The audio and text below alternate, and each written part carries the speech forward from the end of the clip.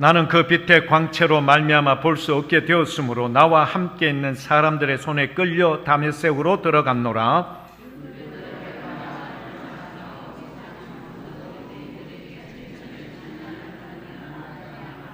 내게 와 곁에 서서 말라되 형제 사울아 다시 보라 하거늘 즉시 그를 쳐다보았노라.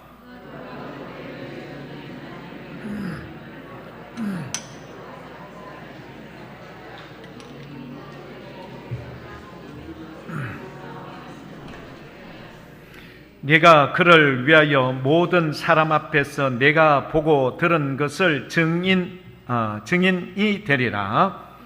이제는 왜 주저하느냐? 일어나 주의 이름을 불러 세례를 받고 너의 죄를 씻으라 하더라. 아멘. 우리 시간 준비된 찬양대 주님께 영광 올려드리겠습니다.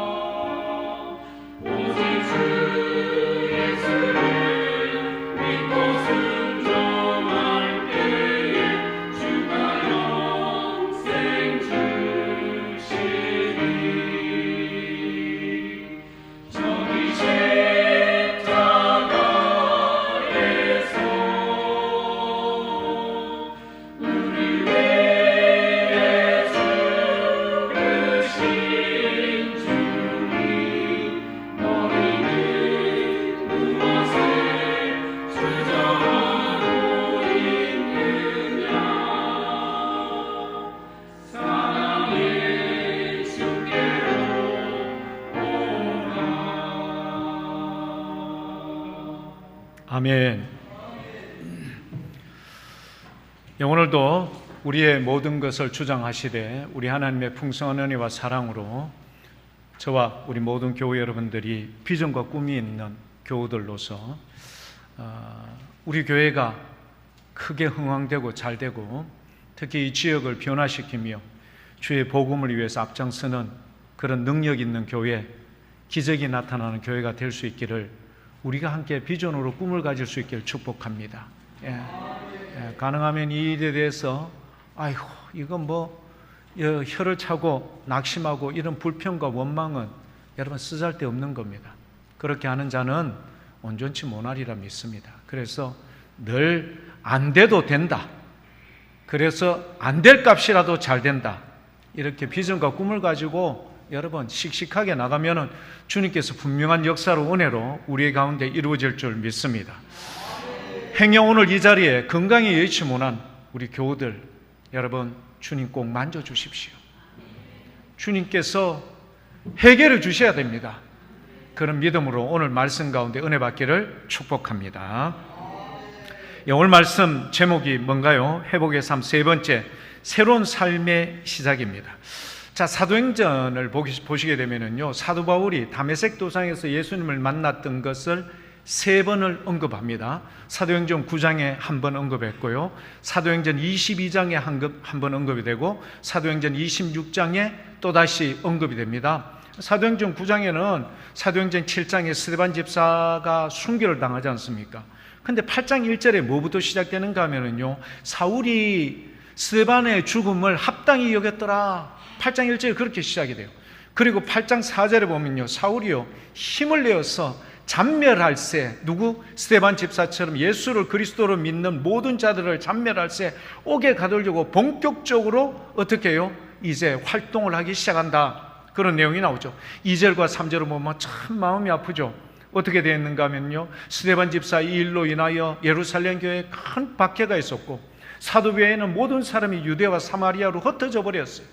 그리고 3절 말씀 보면 유대인의 경건한 사람들이 스데반 집사의 그 죽음을 슬퍼했다, 이런 내용들이 나옵니다. 자, 이랬던 사울이라는 이 사도 바울, 그가요 이제 9장에 누구를 만나게 됩니까? 예수 그리스도를 만납니다. 부활의 주님을 만나게 된다는 겁니다. 이게 이제 9장에 나오거든요. 22장에는 그러면 왜 이것을 다시 반복해서 말하고 있는가? 22장에는요, 사도 바울이 이제 1차, 2차, 3차 전도여행을 끝나고 예루살렘에 와서 말하자면 사도들에게 그동안 있었던 모든 선교 보고를 낱낱이 고백을 합니다. 그리고 나서 이제 사도들도 바울에 대해서 이런 권면을 하죠. 이곳에 있는 유대인들은 예수를 믿긴 믿지만 아직도 율법에 얽매여 있는 사람들이 많으니까 각별히 행동에 좀 절제와 그 다음에 결례를, 정결예식을 지킬 것을 사도 바울이 권면하죠. 사도 바울은 오케이, 복음의 진심, 본질이 변하지 않는 이상은 내가 충분히 할 수 있다, 기꺼이 해주죠. 그런데 문제는 뭐냐? 아시아로부터 왔던 유대인들, 디아스포라들이요, 누구를 발견했는가 하면 사도 바울을 발견한 거예요. 어디에서요? 성전에서. 온 지 10일밖에 안 됐다고 24장 11절에는 그렇게 이야기를 해요. 10일밖에 되지 않은 사도 바울이 뭘 하겠습니까? 그 사이에. 그런데 그들이 와서 소동을 일으키고 문제를 일으킵니다. 자, 그러니까 그 지역의 치안을 담당하고 있는 천부장이 이 보고를 받고 나서는 황급히 그 자리에 옵니다. 도대체 무슨 일이기 때문에 이렇게 사람들이 소동과 소요를 일으키는가? 사도 바울이라는 사람 때문에 사람들이 인산인해를 이루고 막 죽여라 살리라 난리도 아닙니다. 그런 자를 천부장이요 부활을 시켜서 저 사람 빨리 끄집어내, 원인을 알아야 될 거 아닙니까? 왜 이 사람을, 많은 사람이 한 사람을 집중적으로 공격하는지, 사기를 친 사람인지, 안 그러면 돈을 띠먹은 사람인지, 안 그러면 다른 사람을 뭐 실족해 했던 사람이든지 뭔가 있을 거예요. 그 취조차 그 사람을 잡아서 영내에 끌고 가는데 잠깐 사도 바울이 말을 해도 되느냐? 네가 헬라어를 아느냐? 안다. 그렇게 이야기하고 나서는요, 그리고 나는 소읍의 사람이 아니라 길리기아 다소 사람입니다. 딱 자기를 밝히고 얘기를 하면 천부장이 허락을 해줘요. 그 두 번째 허락할 때, 이때 이제 오늘 본문 말씀 22장 내용을 고백을 했던 겁니다. 자, 그럼 26장에는 어떤 내용인가?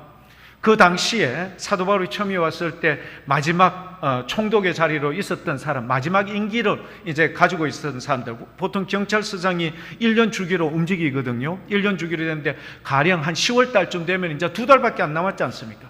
그런 것처럼 벨릭스 총독이 얼마 남지 않은 자기 임기 동안에 이 사람 때문에 소요 사태가 일어나면 안 되니까 가능하면 골머리를 앓고 있었어요.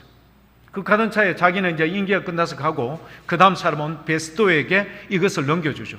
근데 베스도가 이게 고민스러워요. 자기가 부임하자마자 이런 일 때문에 자기가 임기 내내 어려움이 생길 것 같아서 안 그래도 고민스러워 하는데 그 차에 누가 분봉왕이었던 아그리빠 왕이 와요.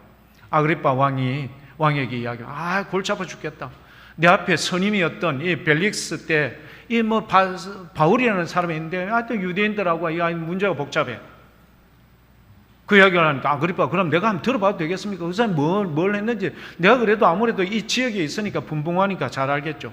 한번 들어보세요. 내일 한번 들어보세요.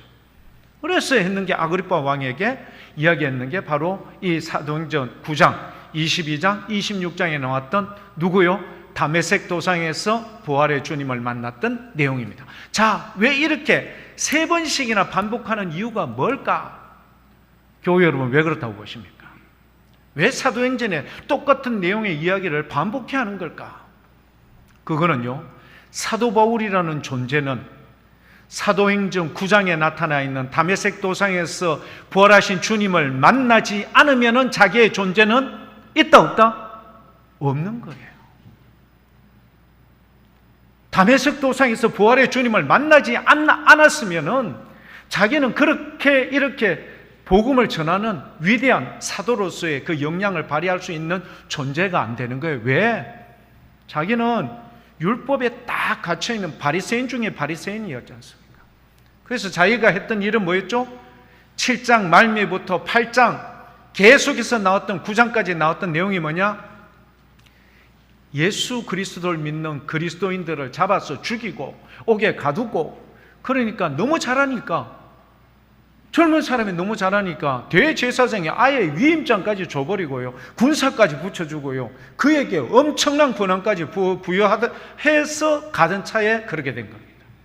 자, 교회 여러분, 이런 사도 바울, 그가 다메섹 도상에서 예수님을 만나지 않았다면은 자기는 그의 고백처럼 죄인 중에 괴수였다. 나는 복음의 빚진 자로서 유대인들과 모든 헬라인들에게 나는 복음의 빚진 자다. 이런 고백을 하지 아니할 수 없었던 겁니다. 무슨 이야기죠? 이스라엘 백성이라고 이야기하면은요, 바로 무슨 사건이 반드시 전제가 됩니까? 430년 동안 애굽에서 종살이하던 그들을 하나님께서 뭐하여 내시고 구원하여 내시고 약속의 땅 가나안 땅에 그렇게 들어가게 하시고 그곳에서 주님의 통치 아래서 어떻게 해요? 형통한 삶을 살 수 있도록 인도해 주셨다. 그러니까 이스라엘 백성들은요, 출애굽이라는 사건이 없이는 불가능한 거예요. 바로 사도 바울도 다메섹 도상에 이 예수님을 만나지 않으면 자기의 존재는 불가능한 겁니다. 자, 그러면 사랑하는 교회 여러분, 우리는 이런 사도 바울과 같은 이런 주님과의 분명하고 확실한 만남이 있습니까? 이걸 우리는 쉽게 말하지 않으면 간증이라고 이야기를 합니다. 간증이 있어야 돼요. 내가 주님을 이렇게 만났다. 그래서 뭐든지 예수의 복음을 전할 때 나는 주님을 이렇게 만났으니 당신에게 이렇게 소개를 합니다. 이런 담대함, 분명하고 명료하고 확신 있는 이것, 그래서 3번씩이나 반복을 해서 사도 바울이 그렇게 이야기를 했던 겁니다. 교회 여러분, 우리의 나이가 얼마입니까? 각자 나이가 다 달라요. 신앙의 여러분 대수도 달라요. 어떤 사람은 4대 믿는 사람, 3대 믿는 사람, 2대 믿는 사람, 당대 믿는 사람, 예수를 믿은 지 얼마 되지 않는 사람, 다 다릅니다. 하지만 중요한 건 뭘까요? 확실하고 분명한 예수님을 만난 증거가 있어야 된다는 것. 스티그마, 흔적, 나에게 그런 흔적이 있어야 돼요. 교회 여러분, 저와 여러분들도 이런 귀중하고 분명하고 확신 있는 삶이 될 수 있기를 축복합니다. 예수님을 만난 자는 여기에 대해서 흔들리지 않아요. 이게 버팀목이 되는 거예요. 환난이 와도 끄떡없어. 왜 그렇죠? 부활의 주님이 자기를 책임진다는데 뭐가 걱정입니까? 그래서 내가 내 달려갈 길, 주께 받은 사명, 오직 하나님으로 받은 바 된 이 귀한 이 은혜의 복음을 전하는 일에 마치려 함에 있어서 자기가 이런 예루살렘에 이런 환란이 있을지라도 내가 그게 뭘 두려워할 소냐? 죽음인들 내가 거기에 대해서 내가 주저할 이유가 없다. 왜죠? 예수님을 만난 사람은 이 땅에 있을 삶보다는 영원한 삶에 대한 확신이 있기 때문에 매사 매순간의 삶이 뭐하다? 분명한 거예요. 당당한 거예요. 담대한 거예요. 그리고 감사한 거예요. 그리고 확신 있는 삶이 되는 줄 믿습니다. 그러니까 얼굴에 표현이 딱 돼. 얼굴에 뭐가 있을까요? 자신감이 있는 거예요. 얼굴에 뭐가 있을까요? 기쁨으로 충만한 거예요.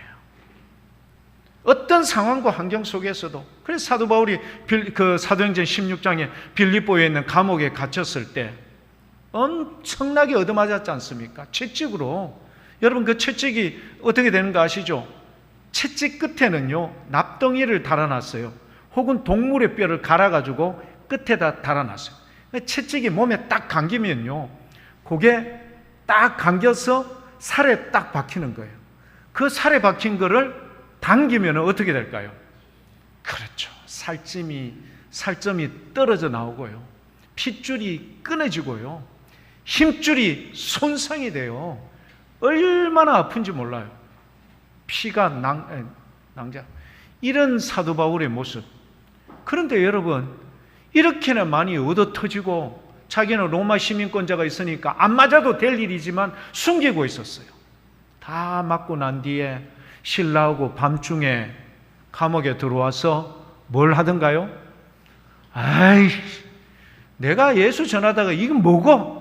이랬습니까? 뭐 하고?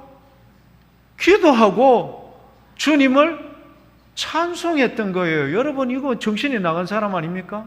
근데 희한하죠? 그게 가능해요. 뭐가? 확신. 다메섹 도상에서 만났던 예수 그리스도. 그게 이 버팀목이 되는 거예요. 그러니까 웬만한 어려움, 시련이 와도 끄떡도 없어. 교회 여러분들도 꼭 이렇게 될 수 있기를 축복합니다. 탱크처럼 밀고 나갈 수 있는 힘이 있는 거예요. 사도 바울이 이렇게나 강조했던 겁니다. 자, 사도 바울이 이렇게 했던 것처럼 사도 바울이 다메섹 도상에서 우리 주님을 만났는 것처럼 이런 주님을 만났는 이런 경험들이 선지자들 사이에는 다 있습니다. 우리가 에스겔서 1장에 보면은요, 에스겔서 1장에 보면은 여러 환상이 나와요. 환상이 나오는데 마지막 환상이 뭐냐 하면은 그 천상에 있는 보좌에 사람의 형상과 같은 모습으로 앉아 계신 그분, 바로 예수 그리스도이죠. 그분을 만났는데요. 어떤 내용이 나오는가 하면 에스겔서 1장 28절 말씀에 이런 말이 나옵니다. 그 사방 광채의 모양은 비 오는 날 구름에 있는 무지개 같으니 이는 여호와의 영광의 형상의 모양이라. 내가 보고 엎드려 말씀하시는 이의 음성을 들으니라 라고 되어 있는 이 엎드려라는 말이 그냥 여러분 우리가 전하 통촉하여 주옵소서 할 때 그런 엎드림 이거 아닙니다. 여기서 엎드렸다는 이 말은요, 자세히 여러분 이 말의 의미를 보면은요, 죽은 사람처럼 되었다. 뭐 때문에? 여호와의 영광의 형상의 모양을 내가 보면 그래요. 왜? 나라는 이 에스겔, 그리고 그 종의 빛보다 더 밝은 빛으로 나타나신 예수님을 바라보았던 사도 바울, 눈이 멀었던 것처럼 이 엎드렸던 에스겔이 죽은 자처럼 되어버린 거예요. 왜 그런가를 볼까요? 2장 1절과 2절에 보면 나옵니다. 에스겔서 2장 1절 2절에 보면 이런 표현이 나와요. 이제 그분께서 그가 내게 이르시되 인자야 어떻게 서라고요? 너의 발로 일어서라. 내가 내게 말하리라. 그럼 일어서면 될 거 아닙니까? 근데 제가 아까 엎드렸다는 말이 뭐죠? 그 영광의 주님을 바라본 자, 죽은 시체와 같은 모습이 될 수밖에 없어. 왜? 우리는 죄와 죄성으로 가득 차 있기 때문에 거룩하신 주님을 보면요, 우리는 안 돼. 볼 수가 없어. 그렇게 된 에스겔이 네 발로 일어서라 하면은 예 하고 일어나야 되는데 못 일어나. 2절 뭐라고 되어 있는가? 그가 내게 말씀하실 때에 그 영이 내게 임하사. 사도행전 1장 8절에도 그런 말이 있지 않습니까? 성령이 너에게 임하시면 권능을 받고 너희가 예루살렘과 온 유대와 사마리아 땅끝까지 이르러 내 증인이 되리라. 성령이 너희 가운데 임하시면 권능을 받는다. 여러분, 그 영이 내게 임하사, 에스겔에게 임하사 나를 어떻게 했다고요? 나를 일으켜 내 발로 세우시기로. 할렐루야. 사랑하는 교회 여러분, 주님을 만나면 이래요. 베드로가 주님의 실체를 여러분 딱 바라본 순간 그 수많은 고기를 놔두고 그 배를 여러분 다 버려둔 채 뭘 했다고요? 주님, 나를 떠나시옵소서. 나는 뭡니다? 죄인입니다. 주님을 진짜 만나면 주님, 나를 좀 떠나십시오. 왜죠? 내 죄가 너무 많기 때문에. 베드로가 그런 고백을 했어요. 예수님을 딴 거 아니잖아요. 베드로야, 네가 고기를 잡았니? 한 마리도 못 잡았습니다. 깊은 데로 가자. 그물을 내리거라. 고기를 어느 정도 잡았죠? 자기 배에 차고 넘쳐서 친구였던 사도 요한의 배까지 콜 불렀어요. 그 두 배에 가득 찬 것을 보고는 주님 앞에 무릎을 꿇었어요. 나를 떠나십시오. 나는 죄인입니다. 에스겔이 그랬어요. 그 영광의 주님을 바라보고 엎드려졌는데 죽은 자처럼 되어버린 거예요. 일어서라 하는데 일어날 힘이 없어. 그러니까 그 영이 그를 일으켜 세워주신 거예요. 그 영이 어떤 영일까? 미디안 족속 때문에 이스라엘이 초토화되었을 때 기드온 사사를 주님께서 불렀을 때 얼마나 소심했습니까? 기드온이. 그런 소심한 기드온을요, 기드온과 300용사로 정말 메뚜기 떼처럼 그렇게 많았던 그 미디안 족속을 물리치지 않습니까? 여러분, 삼손 아시죠? 마지막 사사였던 이 삼손에게 그 영이 임하면 당나귀뼈, 나귀뼈로 있지 않았습니까? 블레셋 사람들을 쳐 죽이는데 여러분, 그 숫자가 이루 셀 수 없이 만큼 많았던 거예요. 여러분, 다윗 역시 곰과 이 누구를요? 사자를 자기 새끼 양 잡아가는 것을 건져낼 때도 그 영이 임하서, 골리앗 장군을 무너뜨릴 때도 그 영이 임하였던 겁니다. 여러분, 이 영이 오늘 이 자리에 참여한 모든 자들 위해 충만할 수 있기를 축복합니다. 이 영이 우리에게 임하시면 힘이 없고 죽을 것 같은 낙심했는 우리가 어떻게 해요? 벌떡 일어날 줄 믿습니다. 무거운 짐 지고 여러분 소심하여 넘어질 것 같은 우리를 여러분 새롭게 할 줄 믿습니다. 이런 은혜가 에스겔서에 여러분 이루어졌던 것처럼 오늘 저와 여러분들에게도 동일하게 이루어질 수 있길 축복합니다.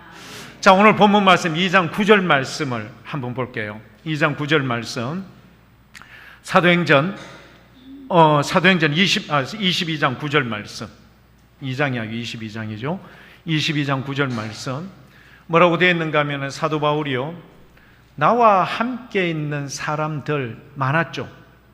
그러니까 대제사장이 붙여준 군사들, 하속들 다 데리고 다메섹 도상으로 여러분 달려가서 그리스도인들 잡아서 옥에 가두려고, 예루살렘에 끌고 와서 신문하여 취조하여 죽이든지 뭐 어떻게 하려고 이렇게 했던 그 사람들이 뭘 하면서요? 빛은 같이 봤어요. 빛은 보면서도 나에게 말씀하시는 이의 소리는 듣지 못하더라. 참 이상하죠. 빛은 보면서도 주께서 하시는 말씀은 듣지 못했대요. 자, 평행 구절인데요. 사도행전 9장 7절에는 똑같은 내용의 표현을 어떻게 하는가 하면은 이렇게 합니다. 같이 가던 사람들은 소리만 듣고, 아까 우리 22장 9절 말씀에는 빛은 보면서도 소리는 듣지 못했다 했는데 사도행전 9장 7절에는요 뭐라고? 같이 갔던 사람들은 소리만 듣고 아무도 보지 못하여 말을 못하고 서 있더라. 이게 뭡니까?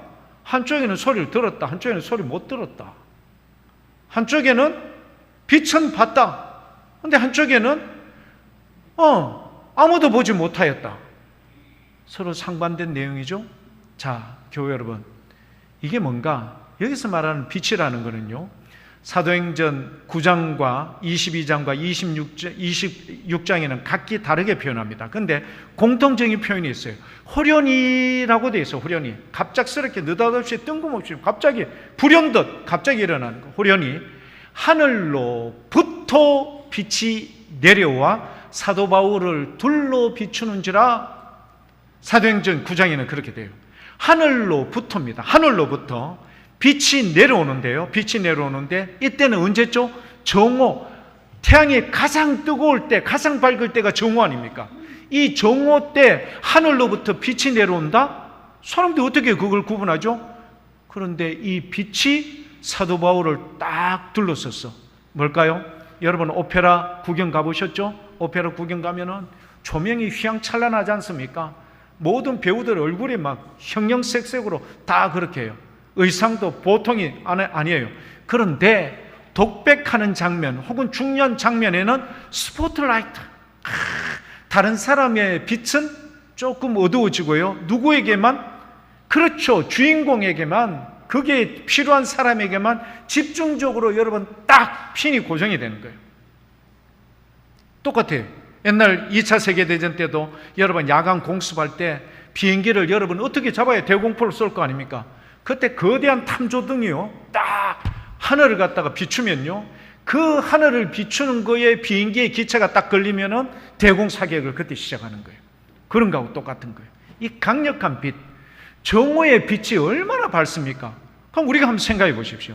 이렇게 밝은 빛보다 그걸 구분될 수 있는 그런 빛이 어디로부터 내려온다? 하늘로부터 내려온다. 여러분 이게 흔한 일입니까? 이루어질 수 없는 일입니까? 있을 수 없는 일이죠.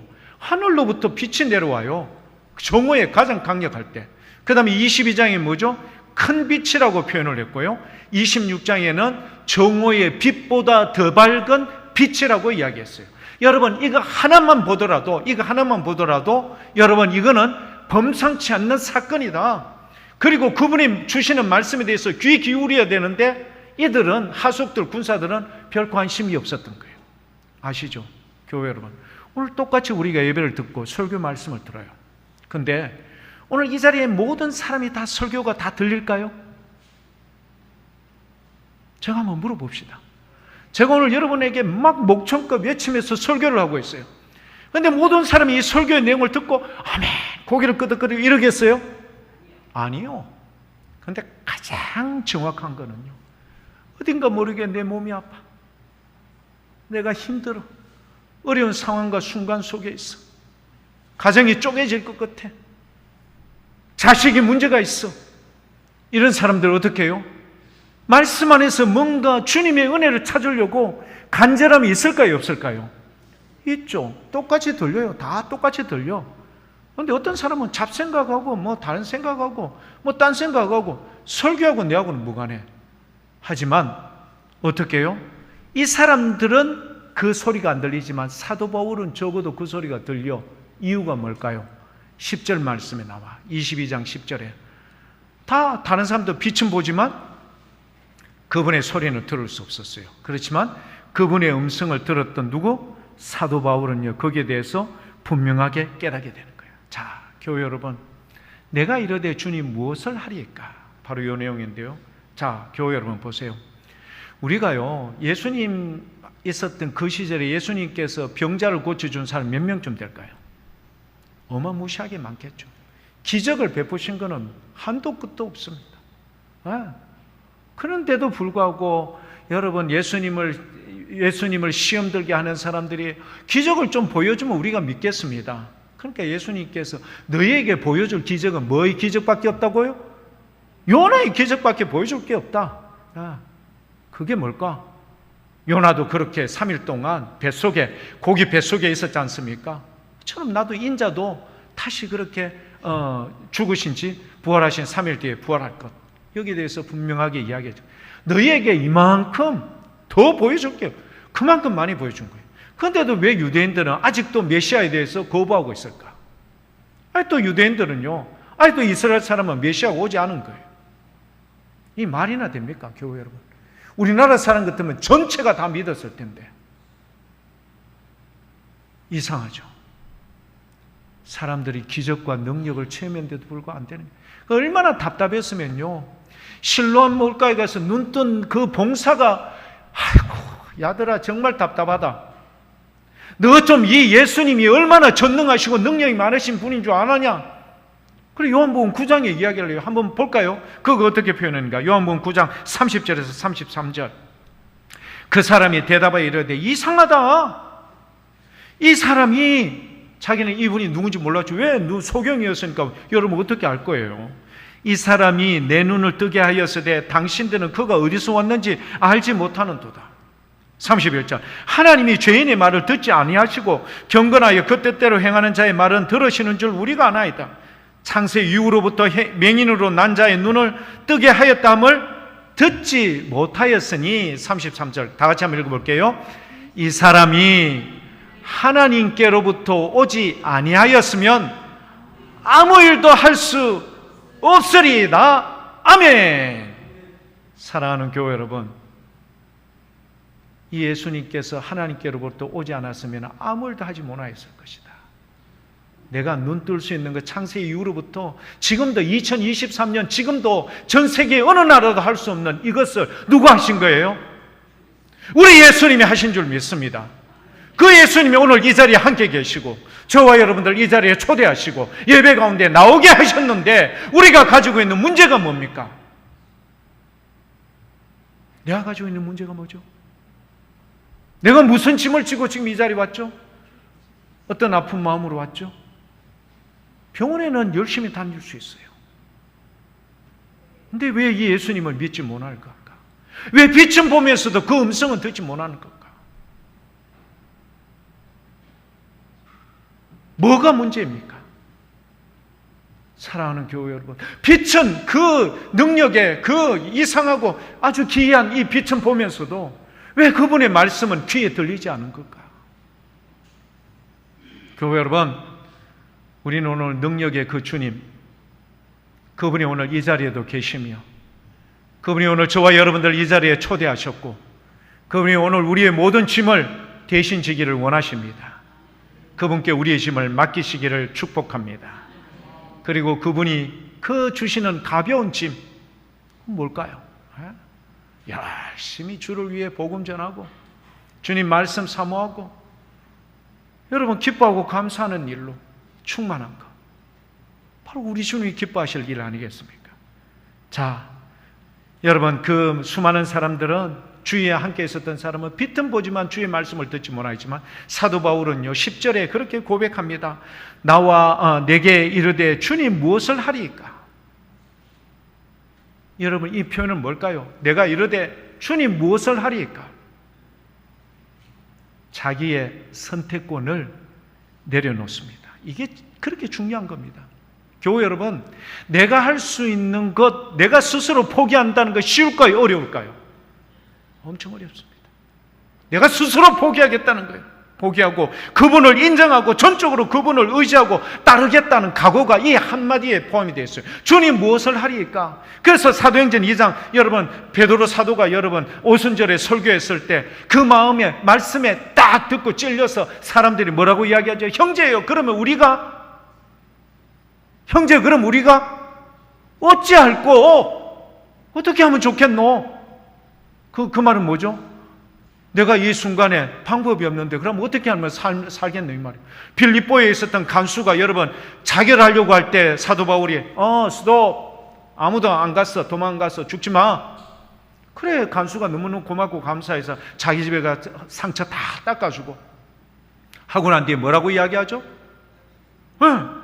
선생님들이요, 내가 어떻게 하여 구원을 받겠습니까? 유명한 말씀, 이르되 주 예수를 믿으라. 그리하면 너와 내 집이 구원을 받으리라. 사랑하는 교회 여러분, 예수님을 정말 만나게 되면요, 자기의 실체에 가질 수 있는 선택권을 내려놓습니다. 주님을 어떻게 해요? 높여드리고요, 주님이 나의 주인이 되는 것을 인정하게 되는 겁니다. 오늘 좀 시간이 좀 많이 걸리겠지만 교회 여러분 양해를 구합니다. 어떤 사람이요, 사자에게 쫓기고 있었어요. 사자가 얼마나 굶었는지 이 사람을 보고 막 사정없이 막 따라오는 거예요. 막 도망을 가다가 우물이 하나 나타났어요. 그래서 사자에게 물려 죽는 것보다 물에 빠져 죽는 게 낫겠다고 다짜고짜 우물에 들어갔어요. 다행히 오래된 우물이어서 밑에 물이 없었어요. 떨어지면 그래도 좀 손상은 다리뼈나 뭐 부러지겠죠. 그래도 사자보다 물려 죽는 것보다 낫지 않습니까? 그런데 이게 얼마나 천신의 운입니까? 중간에요, 오래된 나무에서 옆에 자랐던 가지가 있어서 그 가지에 딱 걸린 거예요. 여러분 감사할까요? 나쁠까요? 감사하죠. 사자는 여전히 위에서 춤을 흘리면서 아이고 저 녀석 저거 내 잡아 먹어야 되는데, 그래서 이제 정신을 떡 차리고 밑에 떡 보니까 물이 없어 너무 감사하죠. 근데 밑에 한참 보니까 뭐가 있는가 하면요, 거대한 코브라고요. 하늘을 떡 보고요, 입을 쭉 벌리면서 또아리를 털고 있는 거예요. 이제 오갈 데가 없는 거예요.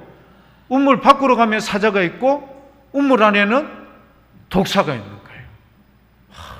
어떡하지? 그런데 갑자기 뭔가 사각사각 하는 소리가 나요. 그래서 뚝 보니까 나무 가지에 우물 그 벽에서 나왔던 나무 가지에 흰지와 검은지가요 번갈아 가면서 닳고 있는 거예요. 그러면 그 나무 가지가 조금 있으면은 떨어지겠죠. 그런데요, 이런 과정 속에 있었던 이 절박한 사람이요, 나뭇가지에서 배어나오는 꿀을 보고는 정신없이 꿀을 핥아먹고 있는 거예요. 정신없이 꿀을 핥아먹고 있는 거예요. 이 내용이 뭐냐 하면은 톨스토이의 참회록의 내용입니다. 무슨 이야기인가 하면은요, 톨스토이 잘 나가는 작가 아닙니까? 그러니까 많은 사람들도 환호를 받고요, 이 모임 저 모임에 서로 초대해서 많은 돈을 주고 잘 나갔던 거예요. 그러니까 톨스토이가 뭘 생각했는가 하면은 위에도 죽음, 사자, 밑에 독사에다 가면 죽음, 나뭇가지가 부러져도 죽어. 그런데 흰지와 검은지는 뭘까요? 흰지는 낮, 검은지는 밤을 지칭하는 거예요. 매일 하루의 순간이 낮과 밤이 오가지 않습니까? 그러니까 이 갉아먹는다는 의미는요, 매일매일 우리에게 주어진 시간, 예를 들어서 너는 홍길동 너는 80 살아, 하나님께서 정해준 시점이 있을 거예요. 너는 95 살아, 시점이 있어. 그런데 매일매일 순간 이 검은지와 흰지가 매일 하루의 시간을 갉아먹고 있는데도 불구하고, 죽음이 우리 앞에 그렇게 딱 다가오고 있는데도 불구하고 우리는 뭐죠? 꿀에 정신이 없어가지고 매일 그냥 꿀만 핥고 시간을 보내고 있는 거예요. 이게 톨스토이 자기의 모습이더래요. 그래서 회심한 거예요. 내가 돈의 풍족함, 많은 사람들의 인기 때문에 이렇게 교만한 생각, 마음으로 살고 있었던 내가 잘못됐구나. 회심했어요. 주님을 만났어요.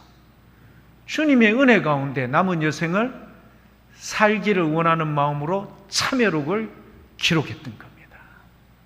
교회 여러분, 저와 여러분들은 어떠합니까? 우리는 우리에게 주어진 시간에 매일 매 순간의 삶을 그렇게 검은지와 흰지가 갉아먹고 있어. 매일 하루씩 없어지는데 우리는 밑에 있는 독사와 위에 있는 사자를 생각해서 죽음에 대해서 준비하기는커녕 그냥 나무잎에서 나오는, 떨어지는 나무잎에서 나오는 그 꿀 때문에 정신이 팔려가 거기에 집중해서 살고 있는 우리의 인생을 산다면은 회개해야 됩니다. 회개해야 돼요.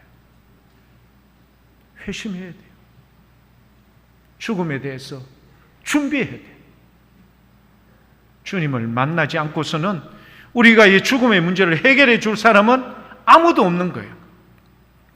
바울이 다메섹 도상에 가다 주님을 만났지 않습니까? 그 만남이 얼마나 강렬했는지 눈이 여러분 멀어버렸어요. 이제껏 행하였던 모든 일들이 주님으로부터 부정당했어요. 아니야, 뭐라고 했죠? 네가 왜 나를 박해하느냐? 하나님을 위해서 했던 모든 일들이 실상은 주님을 박해하는 일이었다는 것을 사도 바울이 깨닫게 되는 겁니다. 주님과의 만남은 어떻게 해요? 삶의 빛을 우리 가운데 어두움 가운데 빛을 비춰주는 겁니다. 감추어졌던 죄악이 드러나고요, 삶의 방향성을 바꾸는 계기가 되는 줄 믿습니다.